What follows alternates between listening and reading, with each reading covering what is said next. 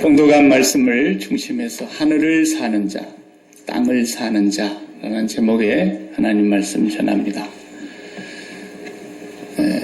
우리가 다 읽지 못하고 넘어가는 부분들은 여러분들이 꼭 읽어주시기 바라고, 또 한 장씩 한 장씩 넘어가니까 여러분들이 본문을 미리미리 읽으셔서 말씀 속에서 하나님을 만나시기를 바랍니다. 아버지의 그 왕위를 탐냈던 압살롬의 반란이 일단은 압살롬의 죽음으로써 종결이 되고, 이제 도피했던 다윗 왕이 궁궐로 환궁을 하는 시기에 왔습니다. 우리가 그 장면을 이제 보고 있는데, 다 읽지를 못한 19장 후반부 끝부분에 무슨 일이 있었는가 하니, 이제 다윗이 요단강을 건너서 도망갔다가 다시 요단강을 건너서 가나안으로 들어가는데, 예루살렘에 들어갈 때에 그동안 다 배반했지 않습니까? 다윗을 따라갔던 백성들을 제외하고는 이스라엘이든 유다든 다 배반했기 때문에 다윗 왕이 되돌아오는데 서로가 계면쩍고, 왕의 얼굴을 보기가 체면이 말이 아니잖아요. 그러니까 같은 친족, 같은 종친, 유다 백성 아닙니까? 다윗의 유다 백성들이 배반을 해버렸기 때문에 그 사람들이 나오지를 못하고 있으니까 다윗이 제사장을 보내서, 지금 우리 종친이 아닌 북쪽 이스라엘도 나를 지금 영접하려고 나오는 마당에 당신들은 종친인데 뭐하고 있냐? 또 배반을 해버린 그 아마사 장군에게도 너는 나하고 골육 아니냐? 그래서 빨리 와서 나를 영접해라. 이렇게 이제 사람에게 전가를 보내놨더니 유다 사람들이 달려왔어요. 그 유다 사람들은 다윗의 종친이니까, 다윗의 집안이니까, 그래 와서 영접을 해가지고 이제 강을 건너는데, 이스라엘 북쪽의 10지파가 옛날에 사울왕을 따랐던 사람들이 질투가 난 거예요. 그리고 왕한테 와서 항의를 합니다. 어떻게 왕께서 황궁을 하시는 자리에 유다 백성들만 오게 하고 우리한테는 전갈도 안 보내고 왕이 왜 그러십니까? 여기 질투가 생기고 거기에 시비가 붙은 거예요. 그러니까 유다 사람들이 옆에서 또 가만히 있으면 되는데 한마디 거들었어요. 우리가 종친이니까 나왔지, 종친이라고 해서 우리가 뭐 왕한테 더 받아먹은 것도 하나도 없는데 우리가 나온 게 뭐가 잘못됐냐? 그러면서 막 소리를 목청을 높였다 그랬어요. 그러니까 북쪽에 있는 10지파가 화가 났어요. 읽지 않았지만 마지막 절 한 절만 읽어보면 19장 마지막 43절에 글이 나와요. 이스라엘 사람들이 유다 사람들에게 대답하여 이르되, 우리는 왕에 대하여 10몫을 가졌으니 다윗에게 대하여 너희보다 더욱 관계가 있거늘. 우리가 10지파나 되는데, 우리가 인구가 더 많은데 우리가 다윗 왕에게 더 관계가 깊으면 깊었지. 그러면서 다윗에 대하여 너희보다 관계가 있거늘 너희가 어찌 우리를 멸시하여 왕을 모셔오는 일에 먼저 우리와 의논하지 아니하였느냐? 이렇게 말하자 유다 사람들이 미안하다 그러면 될 일인데, 어떻게 했어요? 유다 사람의 말이 이스라엘 사람 말보다 더 강경하였더라 그랬어요. 싸움이 벌어진 거죠.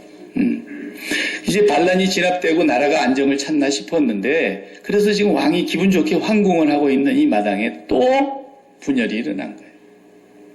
유다와 북쪽 이스라엘 10지파가 또 반목하고 서로 등지고 입씨름을 하고 연락에 자기들의 입장을 막 털어놓은데, 유다 사람들이 워낙에 강경하니까 이스라엘에 또 문제가 생겼는데, 오늘 1절에 마침 거기에 불량배 하나가 있었다 그랬어요. 이 불량배가 비글의 아들 세바라는 사람인데, 이 사람이 탁 나서서 한마디 하잖아요. 우리는 다윗과 아무런 관계가 없다. 다윗에게 우리가 떡고물 하나도 얻어먹을 게 없다. 이새의 아들에게서 우리가 받을 유산이 뭐냐? 저 봐라, 저. 자기를 배반했던 유다 사람들을 불러다가 그래도 종친이라고 제일 먼저 챙기는 거 봐라 말이야, 쉽게 말하면. 이러면서 이스라엘 사람들을 충동질합니다. 그 이스라엘 사람들이 거기서 마음이 다시 또 세바에게로 다 돌아서서, 오늘 본문에 나오죠? 이스라엘아 각기 장막으로 돌아가라 하며 2절 이에 온 이스라엘이 다윗 따르기를 그치고 올라가 비그리의 아들 세바를 따르나 결국에 유다 정치인들만 다윗 왕을 모시고 궁궐로 환궁을 하게 되는 이런 불행한 사태가 벌어지면서 또 다른 반란에 휩쓸리게 됐다. 예. 참 이거 다윗 왕 힘듭니다. 예. 그 왕정 시대의 왕의 권세가 막강한데도 하나님이 세운 왕인데도 그 왕정 아래 통치가 보통 어려운 게 아니에요. 예. 사람 하나가 이게 온 백성의 마음을 또 휘집어 놓잖아요. 그러니 다윗이 이거 모양새가 말이 아니죠. 그러나 오늘 본문을 보면서 결국에 이 세바를 이제 어떤 지혜로운 한 여인이 이 세바를 죽여서 목을 따가지고 요압 장군 앞에다가 던지지 않습니까? 그러면서 이 반란은 종결이 되는데 어쨌건 이 일로 인해서 또 나라가 술렁거리면서 다윗에게 또 어려움이 닥치기 시작했던 거예요. 이게 본문을 보면서 우리가 뭘 느끼느냐 하면 이새의 아들 다윗은 내 마음에 합한 자다. 성경 구약 성경의 이후로 이제 다윗이 죽고 난 이후의 역사서를 읽어보면 항상 다윗의 앞에 따라오는 수식어가 있어요. 여호와 보시기에 정직히 행한 다윗이라 이렇게 되어 있잖아요. 모든 이름 앞에 수식어가 따라 붙는데 여호와를 따르지 아니한 여로보암 앞에는 언제나 우상숭배의 수식어가 따라가고 다윗 앞에는 여호와를 정직하게 경외한 다윗이라. 다윗이 이렇게 훌륭한 분인데 다윗이 삶이 얼마나 고달픈가 보세요. 하루도 제가 볼 때는 한시도 맘 놓고 지내지 못했던 것 같아요. 처음에는 왕으로 기름을 부어놨더니 사울 왕이 질투를 해가지고 죽이려고 그래서 10년 넘도록 쫓겨다니고 사울 왕이 죽어서 이제 좀 숨 좀 돌리나 싶었더니 사울을 따랐던 아브넬 장군과 사울의 아들 이스보셋을 중심으로 다시 나라를 만들어가지고 이스보셋을 왕으로 추대하지 다윗을 안 따라오잖아요. 그런데 아브넬 장군하고 이스보셋하고 둘이 의가 틀어져가지고 화가 나서 아브넬이 이스보셋을 버리고 다윗에게로 돌아와 버리지 않습니까? 다윗이 받아줬어요. 사울의 장군이지만. 그런데 또 잠깐 아브넬을 받아들여서 좀 총애하니까 요압이 그걸 못 보고는 또 아브넬을 가서 찔러 죽여버리잖아요. 그러니까 다윗의 궁궐 안에는 계속 살육이 반복이 되고 밖으로는 그런 외적의 침입이 있는 데다가 반란이 있는 데다가 배다른 자식이 또 배다른 여동생을 강간을 하질 않나. 그래가지고 또 그것을 복수를 하려고요. 몇 년을 기다리고 있다가 결국은 또 복수를 해서 왕자가 왕자를 죽이질 않나. 또 그놈을 돌려서 놔뒀더니 또 그것이 나라를 또 반역을 해서 왕을 몰아내려고 하지 않나. 그 아들이 또 죽고 난더니 돌아오는 길에 또 세바가 반란을 일으켜. 다윗의 나라는 너무너무 쉼이 없어요. 제가 볼 때. 그래서 다윗의 시편을 읽어보면 여호와는 나의 목자시니 내가 부족함이 없으리로다. 거짓말 같아. 어떻게 부족함이 없었다는 얘기인지는 모르겠지만 복 있는 사람은 악인의 꾀를 쫓지 아니하고 죄인의 길에 서지 아니하며 오만한 자의 자리에 앉지 아니하고 오직 여호와의 율법을 주야로 묵상하는 자로다. 근데 언제 묵상할 시간이 있었겠어요? 이거 안정된 시간이 보이질 않습니다. 왜 이러셨을까? 물론 다윗이 범죄한 이후에 매를 맞아서도 그런 부분도 있긴 합니다만은 차후간 여호와를 정직하게 경외했던 다윗, 하나님이 이새의 아들 다윗을 만났을 때 내 마음에 합한 자다고 하는 그 마음으로 기름을 부으셨던 그 다윗. 근데 그의 일생은 보면은 너무 피곤해요. 푸른 초장 실만한 물가로 인도하시는 거짓말 같아. 어디 그런 모습이 보입니까? 너무 힘들게 살았어요. 숨통이 막힐 정도예요. 숨 좀 트였나면 여기서 뻥 또 터지는 거예요. 이제 왕이 채신 좀 차려서 다시 궁궐로 환궁하고 있는 이 마당에 또 반란이라니. 이건 우리에게 메시지를 주는 거냐 하면 하나님의 자녀들은요. 안정된 삶을 추구하지 말라는 거예요. 세상 사람들은 모든 것에서 안정을 추구합니다. 부족함이 없기를 바라기는 그나 우리나 똑같아요. 안정된 삶. 그래서 경제도 안정이 되고 자녀들도 좀 이제 커가면서 안정을 찾아가고 사업을 한 것도 좀 안정된 반열에 올라가고 그리고 가서 또 이제 한 50 넘어서 건강검진 해봤더니 아무 티끌도 없더라고요. 건강도 안정하고 모든 게 안정되기를 바라는 게 사람의 심리입니다. 근데 하나님의 백성들을 보면 어디 안정된 사람이 한 집이나 있는가 봐봐요. 성경을 보고. 누가 안정됩니까? 다윗이 안정됐어요? 바울이 안정됐어요? 다니엘이 안정됐어요? 요셉이 안정됐어요? 모세가 집안이 안정됐어요? 누가 안정됐어요? 아무도 안정되죠. 다윗은 더더욱 힘들어요. 우리에게 가르쳐 주시려고 하는 건 뭐냐? 하나님의 백성이 안정을 추구하는 것은 나쁜 것이 아니지만 무엇을 근거로 안정을 찾으려고 하느냐가 중요하다는 거예요. 뭘 근거로 안정을 찾습니까? 여러분 건강검진 했더니 아무 문제가 없다더라. 그러면 안정이 됩니까?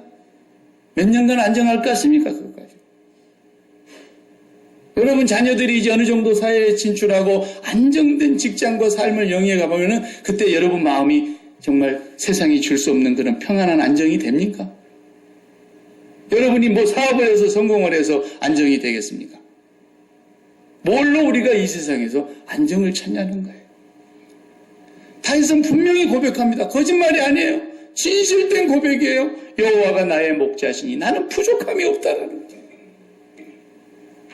그럼 도대체 이 양반은 어디다가 안정의 근거를 두고 살았길래 우리가 그 삶을 낱낱이 보면은 숨 쉴 겨를이 없이 한시도 마음을 놓을 수 없는 삶이었는데 이 사람이 어디서 그런 고백이 나왔냐? 뭘 근거로? 그는 이 땅을 사는 사람이 아니었다는 거죠. 이 땅을 마치 붙박이장처럼 땅에다가 마음을 붙여놓고 산 사람이 아니었다는 거예요. 그의 일생은 왕권으로 인하여 안정을 찾으려고 하는 사람이 아니었다라는 거예요.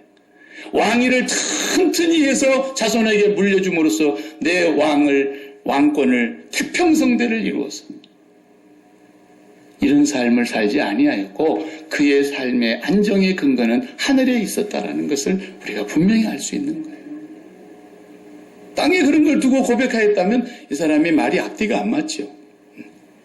그래서 오늘 또 본문을 보면은 기가 막힌 장면이 나오지 않습니까?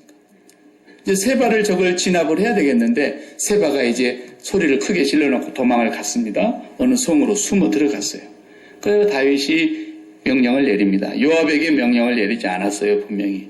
요압에게는 지시도 안 내리고 자기를 배반했다가 돌아온 압살롬을 쫓아갔던 아마사 장군에게 네가 가서 세바를 진압해라. 3일 동안 여유를 줄 테니까 가서 네가 군대를 모집해가지고 그 내 군대를 모집해서 네가 가서 그를 처리하고 와라. 그랬는데 3일을 기다려도 아마사가 군인을 모집해갖고 오지를 못하는 거예요. 오늘 4절 5절에 그 말 아닙니까? 왕이 기한을 줬는데 왕의 기한에 오지를 못하는 거예요. 그러니까 왕이 그 다음 누구를 불러요? 요압의 동생 아비새를 불러가지고 요압은 뺐어요. 네. 아비새를 불러서 네가 가서 그러면 아마사를 도와라. 그러면서 군대를 붙여줬습니다. 그 아마사가 군대를 데리고 가다가 아비새가 가서 아마사를 만나게 되죠. 만나가지고 이제 두 군대가 연합을 해서 세바를 잡으러 갑니다. 그런데 요압은 시키지도 않았는데 또 군복을 딱 입고 나가는 거예요. 그 요압이 얼마나 교활한가 보세요. 여기 지금 간단히 쓰여져 있지만요. 요압이 이렇게 띠를 딱 이렇게 허리띠를 이렇게 묶었지 않습니까? 거기에 보면은 칼도 차 있고 우리가 긴 칼도 거기다 이렇게 꼽지 않습니까? 짧은 칼도 거기다 꼽아갖고 다니고 요즘 같은 권총도 거기다 차는 거예요. 이 띠에다가. 그런데 요압이 아마사를 죽이려고 하는 마음을 품고 있는데 아마사인들 왜 모르겠어요? 저 사람 눈에 거슬린 사람은 다 죽었는데 왕이 죽이지 말라 그래도 다 죽이는 마당에 나는 압살롬을 따라갔다가 왕을 배반했다가 돌아와가지고 요압의 자리를 꿰차고 있는 건데 지금 그 요압이 자기를 좋게 볼 리가 없지요. 요압한테 갔다 가면 죽는 거예요. 그러니까 요압을 항상 경계하는 사람인데 요압이 이렇게 띠를 딱 차고 가는데 칼이 뚝 떨어졌어요. 요압의 칼이. 그럼 얼른 돌아서서 주워갖고 다시 이렇게 칼을 탁 차고 가야 되는 거 아니겠어요? 권총이 땅에 떨어졌는데 권총을 다시 내버리고 가요? 다시 주워서 차야죠. 근데 일부러 그런 거예요. 칼이 뚝 떨어졌는데 딱 아마사가 보니까 칼을 땅에 떨어졌는데도 그냥 오거든? 그러니까 경계를 푼 거예요. 저 사람이 지금 나를 찌를 칼이 없어. 죽일 칼이 없다고 보는 거예요. 근데 손을 교묘하게 감추고 갔어요. 칼을. 떨어진 건 떨어진 거고. 그래가지고 네 형님 안녕하십니까? 이렇게 이제 인사하는 거 아니에요? 자기보다 형이니까. 사촌, 이종사촌 형이에요. 인사할 때 유대인들에게 수염이 기니까 수염을 이렇게 밀고서 얼굴을 비비면서 인사를 한단 말이죠. 근데 수염을 뜩 잡아다녀가지고 네 형님 안녕하십니까? 그러면서 얼굴을 쓱 비비니 쪄오면서 손에 숨겨간 그 짧은 칼로 배를 찔렀다 해요. 창자가 밖으로 쏟아져서 2번 찔릴 것도 없이 죽었다 그랬잖아요. 요압이 이렇게 또 잔인하게 다윗이 세워놓은 또 장군을 죽여버립니다. 하여튼 앞에서 우리가 다 읽지 않고 넘어왔지만 그 다윗은 요압을 계속 부담스럽게 여겼어요. 그래서 하루는 그랬어요. 내가 여호와께 기름을 부음 받은 왕이지만 내가 저 다윗의 스루야의 아들들 저 요압을 내가 어떻게 할 수가 없으니 하나님께서 그 행한 대로 요압에게 갚으시기를 바라나이다. 그랬어요. 요압은 결국은 나중에 솔로몬이 아닌 다윗의 다른 아들 아도니아와 반역을 꾀해가지고 솔로몬을 몰아내려다가 결국은 잡혀 죽게 되죠. 어쨌든 이 다윗의 왕권 아래서 요압의 모습은 다윗에게 필요한 인물 같으면서도 계속 다윗이 불편한 사람이었어요. 그게 참 묘한 인물이에요, 다윗은. 어쨌거나 다윗의 왕권을 보면은 이렇게 힘들고 어려운 시간들을 보내고 있는데 우리가 도대체 다윗이 무엇을 근거로 그의 삶이 이렇게 화려하고 아름답게 신앙이 고백되어 있느냐는 거예요. 우리 신앙인들이 제일 조심해야 될 것이 뭔지 아세요? 우리 신앙인들이 제일 무서워해야 될 것이 뭐냐면 안정입니다. 안정이에요. 네. 제일 무서운 거예요. 기독교가 제일 핍박이 많았을 때가 예수님 승천하시고 성령님이 오신 이후로부터 500년까지 기독교가 제일 핍박을 많이 받았습니다. 물론 313년에 콘스탄틴 황제가 이제는 예수를 믿게 되면서 자기도 기독교를 인정하고 그때까지 전까지의 왕들은 다 기독교인들을 잡아 죽이는 일을 했지만 콘스탄틴 황제 때 와서 기독교를 이제 승인을 하면서 자기도 예수를 믿었고 왕이 예수를 믿으니까 대소 신녀들이 다 예수를 믿었고 모든 영주들 군주들이 다 황제 밑에 있는 사람들이 예수를 믿어야 했기 때문에 이제 핍박이 점점 없어진 거죠. 그러나 순수한 기독교는 300년까지예요.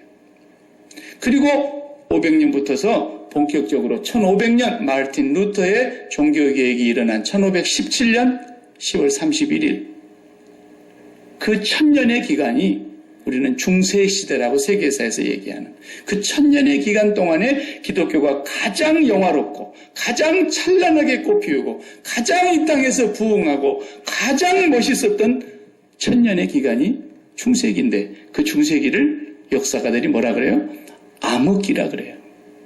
기독교가 가장 썩었고 가장 부패했고 가장 복음과 거리가 멀었고 기독교가 그 자취를 온전한 모습을 찾아보기가 힘든 그런 역사를 1000년 동안 이뤄내려왔는데 그때가 언제입니까?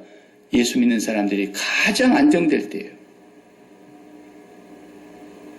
왕이 예수를 믿어야 합니다. 왜? 교황이 왕을 세우니까. 교회의 황제인 교황이 일반 세상의 왕보다 위에 있었단 말이에요. 모든 권세자들이 교황 아래서 읊조리면서 교황이 가지고 있고 추기경이 가지고 있는 종교 아래서 종교를 다 바꿔야 했던 거예요. 그래야 권력도 유지할 수 있는 거고 거기도 부가 따르는 것이고 거기서 명예를 얻는 것이고 모든 삶이 안정될 때 기독교는 가장 부패했던 것이죠. 우리 성도가 제일 무서워해야 되는 게 뭐냐? 이 땅에서 우리 몸이 마음과 딱 맞아가지고 이 마음은 공중의 영역에 있는 부분인데 이 마음이 몸에 붙어가지고 이 세상을 통하여 내가 안정을 찾으려고 하는 그런 마음, 이것이 하나님 없는 사람의 삶이에요.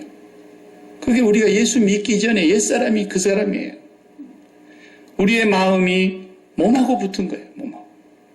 그래서 이 몸은 오감각기관을 통해서 모든 것을 느끼면서 안정을 찾으려고 그래요. 눈으로 보이는 것을 통해서, 귀로 들리는 것을 통해서, 마음으로 느끼는 것을 통해서, 모든 것을 통해서 만족을 찾으려고 그러고 안정을 찾으려고 그러는데, 그런데 예수 그리스도께서 십자가에 죽으신 이 사건을 통해서 우리의 옛사람을 십자가에 못 박고 내 마음이 몸하고 붙어서 사는 게 아니라 내 마음이 위로부터 보내오신 성령님과 붙어요. 마음이 성령님과 붙어서 하늘을 느끼고 살게 해주시는 거예요. 하나님을 느끼고 살게 해주시는 거예요. 보이지 아니하는 나라를 본 것보다도 더 확실하게 느끼고 살게 해주시는 거예요. 보이지 아니하시는 하나님을 더 확실하게 경험하면서 사는 것처럼 우리에게 그 믿음을 심어주시는 거예요. 마음이 성령님과 붙는 거죠. 다윗의 삶이 그러했다는 것입니다. 무엇을 근거로 우리가 이 세상에서 안정을 찾으려고 하느냐? 몸이 어디가 좀 아픈 것 같아서 혹시 이거 암이 아닌가 싶어가지고 병원에 가서 진찰을 해봤더니 그냥 양성도 아니고 이제 아무것도 아니다고, 좀 시간 지나면 없어진다고. 안심된다. 사람들이 다 그렇게 살잖아요. 저도 이제 몸이 50대 들어서까지도 한 번도 아프지도 않고 그저 가서 예방접종도 거의 맞아본 일이었고, 그냥 아직까지도 저는 이빨 하나도 돈 보태주는 거 없고 지금, 그렇게 정말 살았더랬는데 어느 날 이제 아프기 시작하니까 가서 검진을 해보게 되고 그 병을 치료하고 그런 과정 속에서 하나님 앞에 기도를 하는데 하나님께서 저에게 많은 은혜를 주시더라고요. 무슨 은혜를 주시느냐? 첫 번째 은혜가 네가 건강하다고 마음 편안하게 안정되게 살 수 있을 줄 아느냐? 예, 아버지, 내가 이제는 건강에다가 마음을 두질 않겠습니다. 살아도 주를 위하여 살겠고 병들어도 주를 위해서 살겠고 죽어도 주를 위해서 내가 죽어야 될 사람인데 사나 죽으나 병드나 그리스도만 존귀케 하는 사람 됐으면 좋겠습니다. 이러고 나니까 그 병이 내 마음속에 안정을 흔들지를 못하는 거예요. 내가 여러분들 걱정할까 봐서 얘기를 안 해서 그렇지 저도 매일 밤을 그것과 씨름하면서 살아요. 네. 그래도 하나님 감사합니다 그래요. 내가 이 몸뚱아리 더 이상은 이제 마음을 붙여서는 안 되겠구나. 오늘이라도 깨지면 하나님 앞에 가는 준비가 돼야 되겠구나. 이렇게 사니까 나에게 그것이 아무 문제가 안 되더라. 무엇에다가 안정을 두고 사냐는 거예요. 자식이 이제는 걱정 없이 될 거면 그때 안정을 찾겠습니까? 속지 마세요. 가장 심각한 죄악은 언제나 땅의 것으로 말미암아 안정을 추구하고 할 때, 그 안정이 왔을 때 교회는 타락했고 하나님의 백성들은 전부 범죄했습니다. 병들어가지고 그저 휠체어나 겨우 의지하고 있는 사람이 죄를 많이 짓겠습니까? 사지가 멀쩡한 사람이 죄를 많이 짓겠습니까? 돈이 많은 사람이 죄를 많이 짓겠습니까? 하루 벌어서 하루 먹는 사람이 죄를 많이 짓겠습니까? 하나님께서는 분명히 말씀하십니다. 호세아 13장 5절에 보니까 내가 마른 땅에서 광야에서 너를 권고하였거늘 저희가 먹이운 대로 배부르며 그 배부름으로 마음이 교만하여 이로 인하여 나를 잊었노라 그랬어요. 모세를 통해서도 말씀해 주지 않습니까? 신명기 8장에 보면 지금까지 너희가 광야에서는 만나를 먹고 살았지만 이제 그 땅에 들어가면 만나는 그칠 것이고 너희가 농사한 것으로 먹게 될 거야. 그런데 너희가 거기서 양이 그 번식될 거야. 은금이 증식될 거야. 너희 자녀들이 잘 될 거야. 그리고 너희가 거기서 부자로 살게 될 터인데 그때 너희가 배불러서 여호와가 누구냐 할까 내가 두려워한다. 여호와를 잊어버릴까 염려하느라 그랬어요. 안정된 삶만큼이나 우리에게 위험한 게 없어요. 제일 부패한 것이 중세 천년이라니까요. 기독교 2000년 역사에 중세 시대 천년만큼 안정된 시대가 없어요. 보세요. 최고 위에 있는 교황이 명령 한마디만 하면 왕도 죽였다 살렸다 하죠. 그 밑에 모든 추기경들을 자기가 다 임명하죠. 그 밑에 신부들 자기가 다 임명해서 파송하죠. 그 밑에 모든 백성들이 바치는 그 곡물과 그 헌금이 오늘날 그 중세시대의 아름다운 성당들을 다 지었지만 그때만큼 기독교 역사가 타락한 때가 있었습니까? 없었습니다. 예수 믿는 사람에게 있어서 나는 하나님이 걱정 없이 해주시면 이제는 말년에 편안히 주님 섬기겠다 그러지만 꿈도 꾸지 마세요. 그런 계획은 하나님 안에 없어요. 우리가 조금 숨 쉴만하면 하나님이 또 흔드셔요. 그게 하나님의 사랑. 그게 하나님의 사랑. 아무리 우리가 그렇게 안 할 것이라고 하나님 나 같은 사람에게 돈 좀 주시지 왜 쓸데없는 사람한테는 돈을 그리 많이 주시고 나한테 줘봐요. 내가 선교사님 보내고 뭐 나는 그냥 주님을 위해서 살고. 성도는 안정될 때 제일 두려워해야 됩니다. 안정될 때 기도해야 합니다. 안정될 때에 십자가를 붙잡고 내가 안정되려고 하는 그 마음을 죽여야 합니다. 날마다 우리의 삶은 광야로 만들어야 합니다. 광야는 하나님만 바라보는 것입니다. 아무리 부여해도 아무리 안정되어도 아무리 모든 것이 내 뜻대로 다 되는 것 같아도 나는 광야로 만들어야 합니다. 나는 광야 한복판에 있는 하나님 없이는 한순간도 살 수 없는 사람이라는 것을 매일 고백하면서 살아야 되기 때문에 주님의 십자가를 똑바로 쳐다봐야 되는 겁니다. 나는 거기서 세상에 대하여 죽은 사람이고 지금까지 내 마음속에 안정을 찾으려고 했던 모든 것에 대하여 십자가에 못 박은 자라는 걸 확인하셔야 됩니다. 그것이 우리에게 하나님의 백성이라고 하는 증거죠. 그래서 주님이 약속하셔요. 안정을 약속하셨어요. 요한복음 14장 27절에 그랬죠. 평안을 끼치노니 곧 나의 평안을 너희에게 주노라. 그 평안보다 좋은 게 어딨냐고요. 그 샬롬, 그거보다 좋은 건 없어요. 하나님 주신 것 중에. 그 샬롬이라는 단어의 뜻은 이렇게 원을 그리면서 이렇게 둥그렇게 그릴 때 우리가 콤퍼스를 쓰지 않습니까? 콤퍼스 가지고 가운데 딱 찔러놓고 빙그르 한 바퀴 돌리면 원이 정확하게 와서 딱 물립니다. 아무리 손으로 이렇게 반드시 하려고 해도 그렇게 안 되죠. 그게 완벽한 원의 모습이 이루어지는 걸 샬롬이라는 거예요. 그러니까 조금도 흐트러짐도 깨어짐도 부족함도 없는 완전한 모습. 그게 샬롬이라는 거예요. 근데 주님이 그걸 주시겠다는 거예요. 내가 너에게 평안을 끼치노니 곧 나의 평안을 너에게 주노라. 그런데 그 다음 말씀이 뭐라 그랬어요? 내가 주는 평안은 세상이 주는 것과 같이 아니하니. 그러니 두려워 말고 염려도 하지 말라고 했어요. 왜? 세상이 주는 평강, 세상이 주는 안정, 세상에서 얻고자 하는 안정은 다 건강해야 안정하고 돈이 어느 정도 벌려야 안정하고 자식의 문제 어느 정도 풀려야 안정하고 모든 내 사업이 안정권에 들어가야 안정하고 세상의 안정은 그런 것인데 그것은 그냥 요동하는 것이기 때문에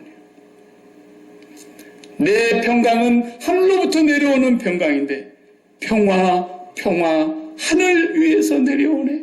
그 하나님께로부터 오는 그 평화, 거기는 안정된 곳이기 때문에, 거기는 요동하지 않는 곳이기 때문에, 거기는 흔들림이 없는 곳이기 때문에. 그래서 히브리서 13장에 보면은 이런 약속을 했어요. 히브리서 12장 26절에 그때에 그 소리가 땅을 진동하였거니와 이제는 약속하여 이르시되 내가 또 한 번 땅만 아니라 하늘도 진동하리라.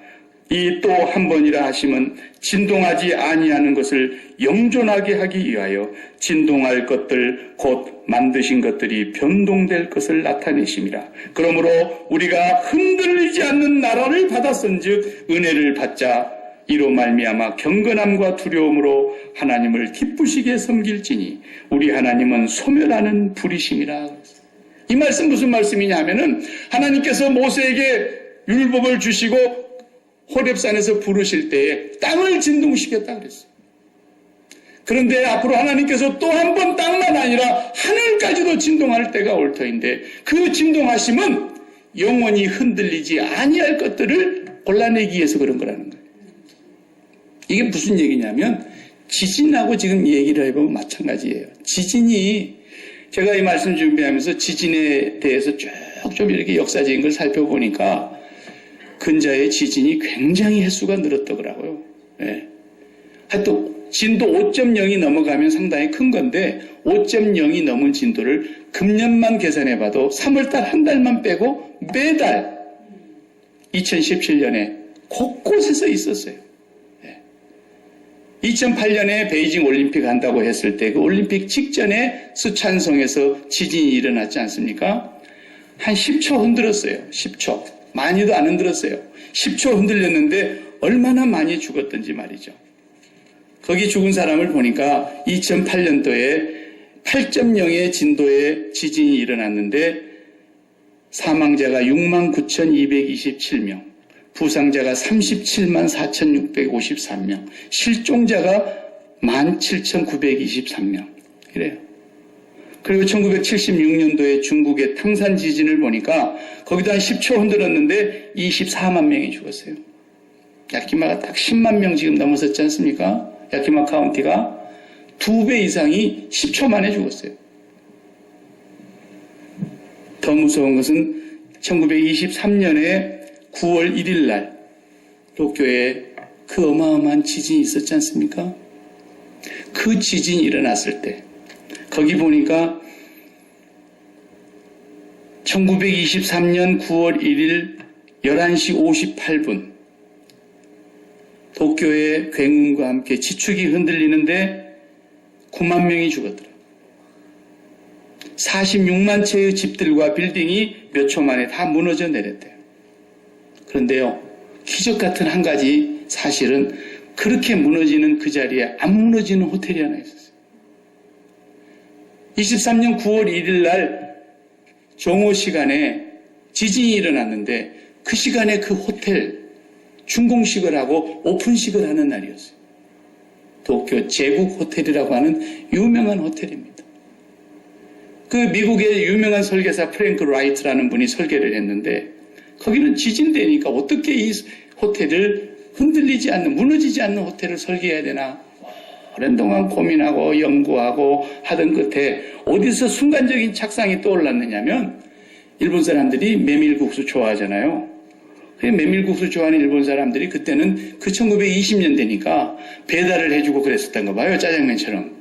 근데 이 짜장면을 배달하듯이 이렇게 메밀국수를 배달하던 청년이 자전거를 타고 한 손으로 이렇게 탁 메밀 쟁반을 들고 쟁반을 하나만 올리는 게 아니라 2층, 3층, 4층 이렇게 올려가지고 싹 그러면서 자전거를 타고 배달을 나누는데 그걸 보다가 이 사람이 거기서 인사이트를 얻은 거예요.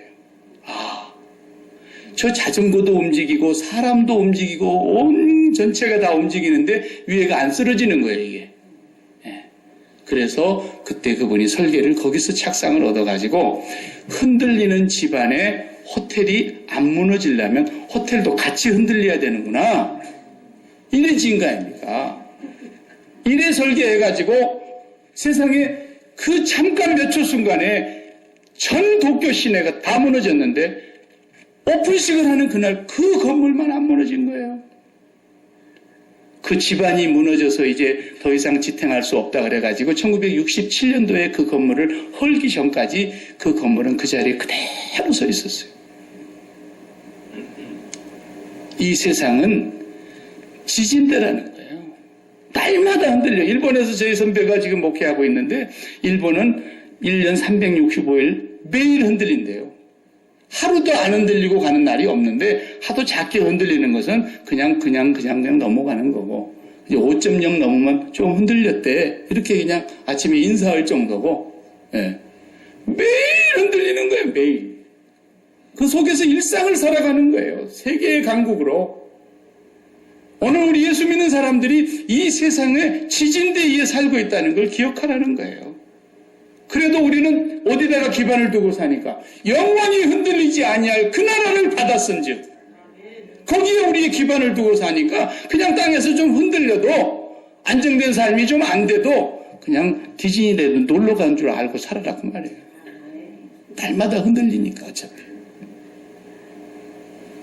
이것이 다윗의 삶을 보면은 분명히 그렇습니다. 너무 흔들리지 않습니까?